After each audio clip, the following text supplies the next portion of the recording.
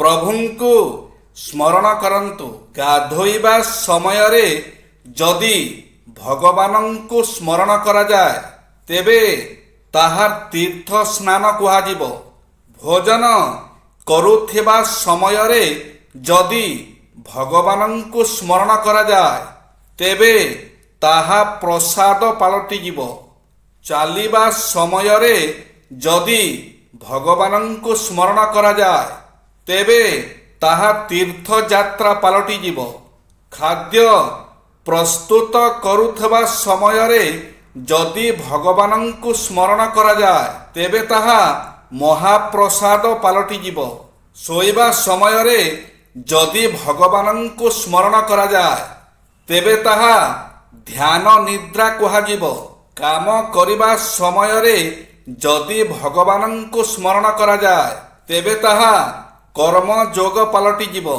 ଘରେ ଯଦି ଭଗବାନଙ୍କୁ ସ୍ମରଣ କରାଯାଏ ତେବେ ସେହି ଘର ମନ୍ଦିର ପାଲଟିଯିବ। ସ୍ୱାମୀ ସ୍ତ୍ରୀ ଏହି 7ଟି କଥା ମନେ ରଖନ୍ତୁ।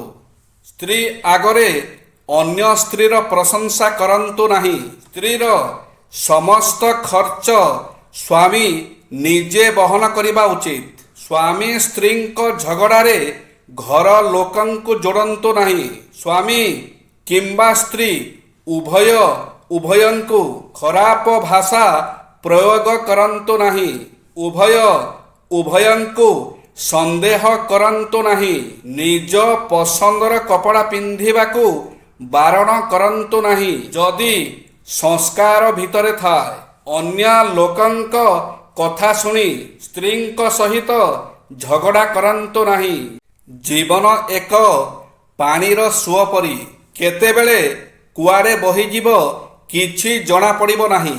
କୂଳରେ ଲାଗିଗଲେ ବଞ୍ଚିବା ସହଜ, ଯଦି ଭାସିଗଲ ଆଉ କୂଳ ପାଇବନି। ଚାରିଆଡ଼େ ଖାଲି ମୃତ୍ୟୁ ଦେଖାଯିବ। ସେହି ସତକୁ ସମସ୍ତେ ଜାଣିବି ପାଣି ସହ ଖେଳନ୍ତି, ଭାବନ୍ତି କି ପହଁରା ଆସୁଛି ବଞ୍ଚିଯିବି। କିନ୍ତୁ ଏ ଜୀବନ ନୁହେଁ, ଭଉଁରୀ ଖେଳ। ଏଇଠୁ ଗୋଡ଼ ଖସିଗଲେ ନିଜକୁ ରକ୍ଷା କରିବା ବହୁତ କଷ୍ଟ। କଠିନ ପରିଶ୍ରମ।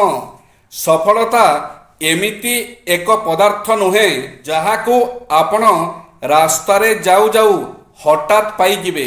ଏଥିପାଇଁ ଯଥେଷ୍ଟ ପ୍ରସ୍ତୁତି ଏବଂ ସାମର୍ଥ୍ୟ ଆବଶ୍ୟକ। ସମସ୍ତେ ଜିତିବାକୁ ଭଲ ପାଆନ୍ତି, କିନ୍ତୁ କହିଲେ ଦେଖି, ସଫଳତା ପାଇଁ ଯେଉଁ ପ୍ରସ୍ତୁତି ଆବଶ୍ୟକ ସେଥିପାଇଁ କେତେ ଜଣ ସମୟ ଦେବେ ବା ଉଦ୍ୟମ କରିବେ?